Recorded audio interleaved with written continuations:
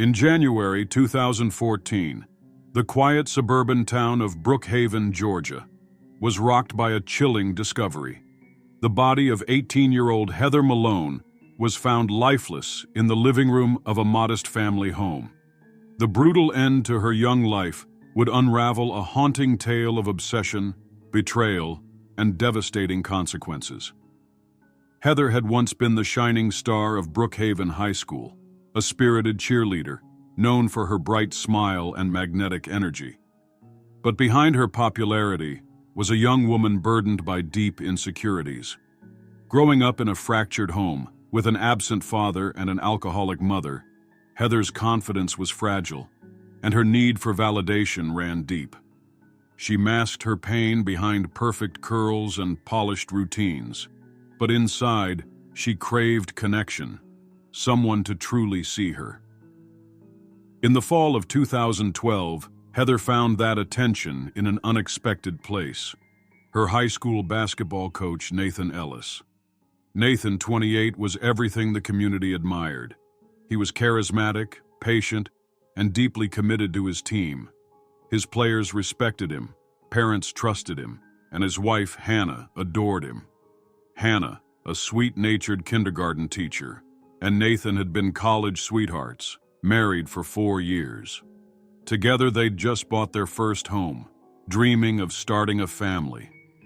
But beneath Nathan's calm surface, cracks had begun to form. Coaching was demanding, his marriage felt strained, and the pressures of adulthood weighed heavily on him. When Heather, the confident yet vulnerable cheerleader, lingered after practice, sharing stories of her troubled home life, Nathan's instinct was to comfort her. It felt harmless, at first. Their conversations grew longer, more personal. Heather found solace in Nathan's kind words, and he, in turn, found her admiration oddly comforting. Her compliments stroked his ego during a time he felt invisible in his own life. By October 2012, Heather was making excuses to see Nathan more often, dropping by his office after practice, asking for advice on school, even volunteering to help organize basketball events. One late evening, under the harsh glow of the gym lights, the fragile boundary between mentor and student finally broke. Heather, emboldened by months of subtle flirtation, confessed her feelings. Caught off guard, Nathan didn't push her away fast enough. One misstep turned into another, and before he fully grasped it, they were entangled in a secret affair. Guilt gnawed at Nathan, but Heather was relentless. She became possessive, texting him late into the night, leaving notes in his office, and finding any reason to cross his path. Nathan wanted out, but each attempt to end things was met with Heather's emotional spirals, tears, threats, and chilling promises. By August 2013, life for Nathan took a hopeful turn. Hannah was pregnant. The news should have been a fresh start, but instead, it became the catalyst for Heather's unraveling. Seeing Nathan's joy for his growing family ignited a dark rage in her. She wasn't ready to be cast aside.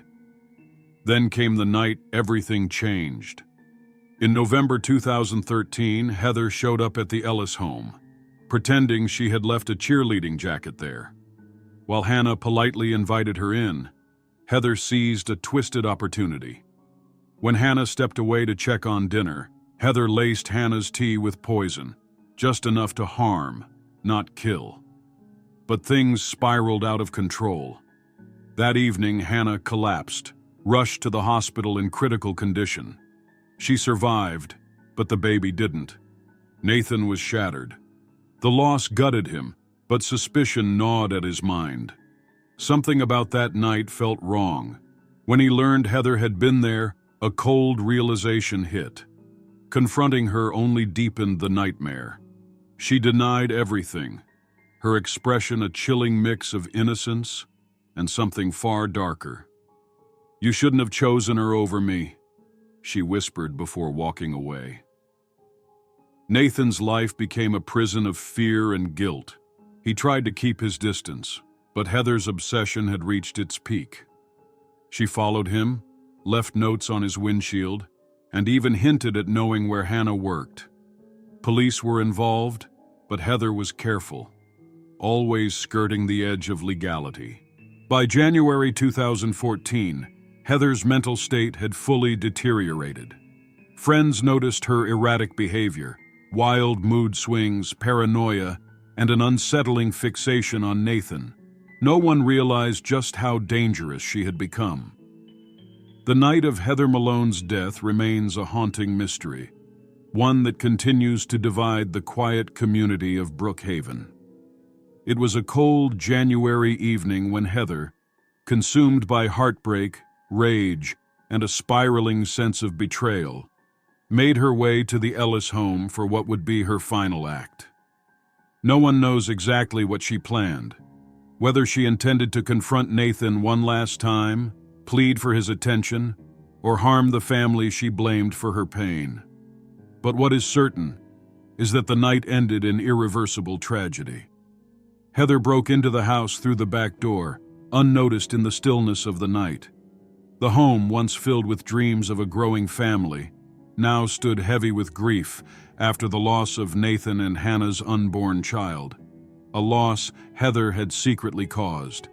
Her obsession had clouded every ounce of judgment, leaving behind only desperation. Nathan, alone in the living room, heard the faint creak of the door before Heather stepped into the dim light. Their final confrontation was a storm of emotions, Heather's wild accusations, Nathan's pleas for her to leave, and years of tangled emotions spilling into the room. Voices rose, anger boiled, and then silence. When police arrived minutes later, alerted by a neighbor who heard the commotion, they found Nathan kneeling on the blood-stained carpet beside Heather's lifeless body. His hands trembled as he whispered, "I didn't mean for this to happen." But it had. Heather was gone. The details of what happened in those frantic moments remain shrouded in doubt. Was it self-defense? A tragic accident? Or something more sinister? The town of Brook Haven would never forget the scandal, a haunting reminder of how obsession and unchecked emotions can turn deadly, leaving shattered lives in their wake.